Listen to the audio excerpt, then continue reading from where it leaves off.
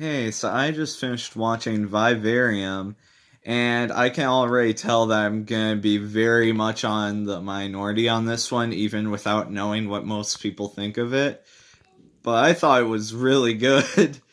But I can tell that I'm gonna be like the only one to really like it, especially with the ending being as it is, and with it being as purposefully unwatchable as it is.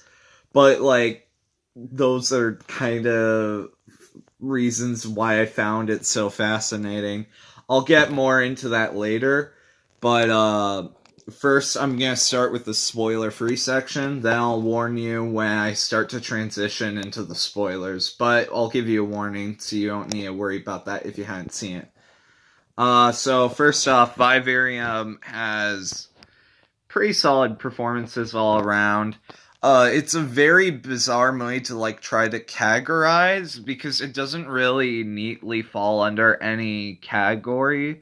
It's like a weird blend between like sci-fi, horror thriller, and then just really bleak, dark comedy. Uh, it's also like kind of a satirization of suburban America, of like, I guess like, oh, what's that one term? Where it's not like atomic America, but it's like, oh, the nuclear family. That's what it is. It kind of has like that whole thing going for it, where it kind of feels like it's set in the 50s, just because like it's got the perfect like suburbs type location, but there's like sign off. And like I don't think I should go too much into the plot because the trailers barely address like the first act. The trailers only address the first act and barely address the rest of the movie. But like I also thought how they handled the kid was very interesting. Uh, Although I could see, I totally understand why a lot of people wouldn't like this movie. Its answers aren't easy. Like, it doesn't even really give many answers, which is disappointing. And its conclusion isn't the most satisfying in the world. Like, I kind of wish that there was, like, a more satisfying conclusion than the one we got, but I get what they were going for, and I'm totally fine with it. I'll go into the spoiler section more about that later, but not now. Um, the movie is very pretty visually. It had a nice use of color. The cinematography was really good. Uh, it was very unique. Like I said, it was hard to categorize it genre wise. The concept was something I definitely hadn't seen before. It felt very fresh and original, but the way that they presented it was not at all what I was expecting going into the movie, having seen the trailers, because they made it like as uncomfortable and like disgusting as possible. Like just the really unnerving super zoom ins to like characters' faces, and it just makes all the characters look super unattractive. And it's just like really off. There's just something very off about the whole movie, but it's done very deliberately, like to kind of give you this eerie feel, like how it zooms in far too much to the characters' faces. Like it would go like this when it's supposed to be showing the whole character's head. Like shots that would normally be like this would be like this. And it's just very odd and bizarre. Um, but like how they handled story progression was interesting. Though like I found it disappointing in areas how it went about because I thought it was gonna do certain things. But then it genuinely surprised me when it did others. Though it's definitely flawed, I did enjoy it. There were just spoilerish things that I'm happy that it surprised me with, but also kind of disappointed me with because of like what I knew about. Uh it's also like just, well, I guess I shouldn't say that. I should save that for the spoiler. All right, so first off, I give it somewhere in like the higher sevens out of 10. So it's between a 7.5 and 8 out of 10. So I'd probably go 7.75 out of 10. I think that's fair. Because the movie's super original and it's well made, but it's not totally enjoyable. I found a lot of entertainment value, but I doubt a lot of other people will, so it's a hard one to recommend. Though I feel like some people in my circles might enjoy it. But mostly people in the more artsy crowd would probably enjoy it, and those who like a fair share of, well, I guess that would, I those who want something like darker and original that aren't afraid to go with something more bolder, that like really like movies that tend to like almost everything I show them, then for those people I'd recommend this one for sure. But yeah, if you just want something weird and original and this seems to look appealing, I'd go for it, but I'd just caution you that like it's not what it looks like on the surface, and that's both the appeal and like the flaw with it at the same time. It's a hard movie to review because like some of its flaws are its greatest strengths, and like most movies that are super hated, I tend to love and are like my favorites. But this one, like, I'm starting to see the majority on this one where it's like, yeah, no, it's not the greatest, but it's still really good. Uh, it's just it was weird how they went about it, but I kind of appreciated that. Lionsgate loves producing like weird stuff, which is interesting. But yeah, also the two leads were in the art of self-defense together, so that's another interesting reason to watch it. Yeah, it was good though. I liked it. So yeah, 7.75 out of 10. I would personally recommend it just because I enjoyed it, but you might be let down by the ending because it does get darker. Even though the offset is pretty dark, it gets even darker. Just a warning. Yeah. So now I'm going into the spoiler review. So if you've not seen Vivarium, then I'd recommend clicking off of this video. So first things first, I didn't expect Jesse Eisenberg to straight up just get sick and die. Like that's kind of anticlimactic. The whole ending kind of felt a little anticlimactic for me. Like characters just kind of shrugged off and died, and it wasn't like exciting or anything. It was just like they kind of just got old and died, and it's just kind of like this is just kind of nihilism just for the sake of nihilism. And like I'm not sure if I get the metaphors that it's going for, but like I do get the full circle foreshadowing. That was pretty clever.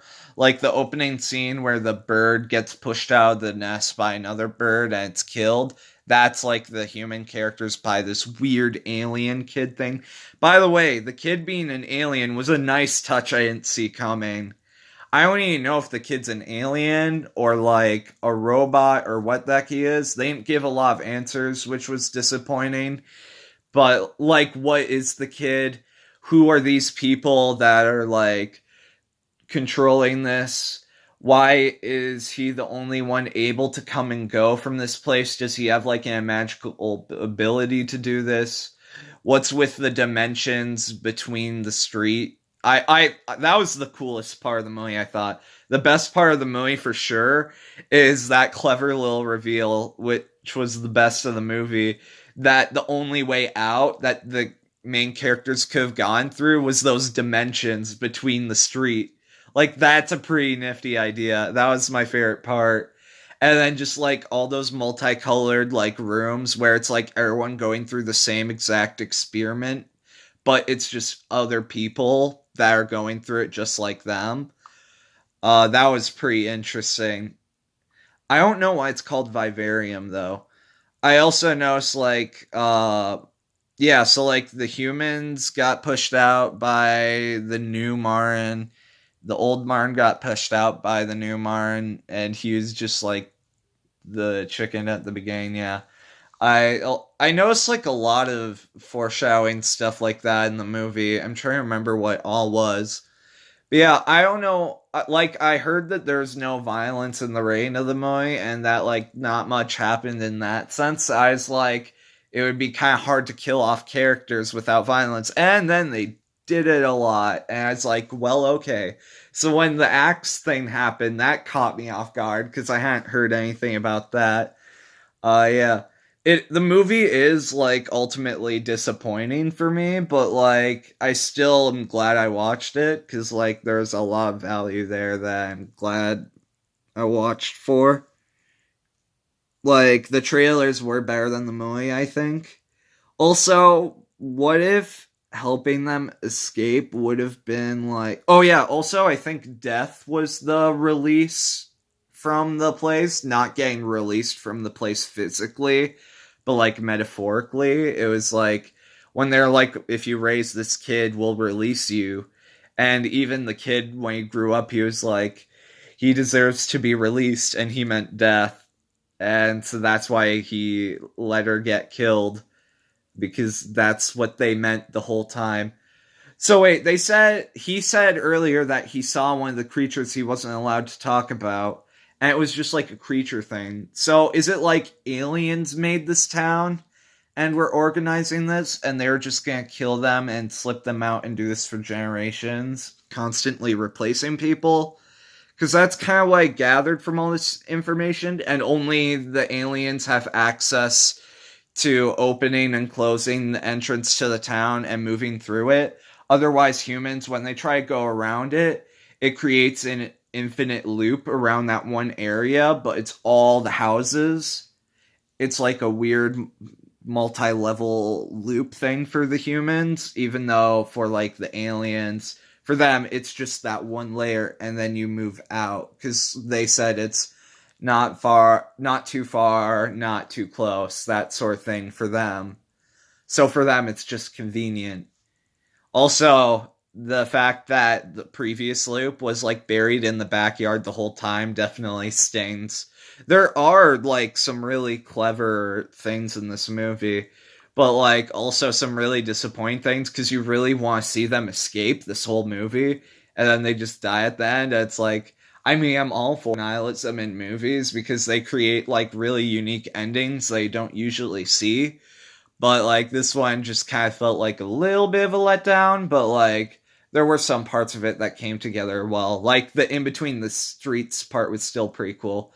I still think that they should have just like either A, mimic the child phase is where they really messed up.